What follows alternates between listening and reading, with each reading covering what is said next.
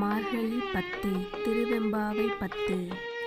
7 பாதாள உலகத்தையும் தாண்டி சொற்களால் விவரிக்க முடியாத எல்லையையும் தாண்டி நிற்பன பெருமாளது திருவடிகள். நிறைந்த மலர்களால் அழகு செய்யப்பட்ட அவனது திருமுடியோ அனைத்து பொருட்களின் முடிவுகளையும் கடந்தது. உமை அன்னையை தனது உருவத்தின் ஒரு பகுதியில் ஏந்தியுள்ள பெருமாளின் திருவுருவம் ஒன்றல்ல. உலகில் உள்ள அனைத்து உயிர்களிலும் அவன் கலந்திருப்பதால் அனைத்து உயிரினங்களின் வடிவங்களும் அவனது திருவுருவங்கள்.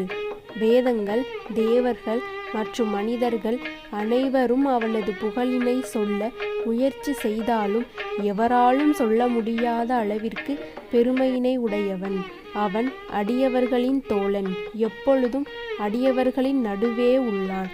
குற்றமற்ற குலத்தைச் சார்ந்த பெண்களே, சிவபெருமானின் கோவிலில் திருத்தொண்டு புரியும் பினா பிள்ளைகளே, சிவபெருமானது ஊர், அவனது திருநாமங்கள், அவனது உற்றார் மற்றும் அயலார்கள், அவனை புகழ்ந்து பாடும் தன்மை ஆகியவற்றை எங்களுக்கு எடுத்துரையுங்கள்.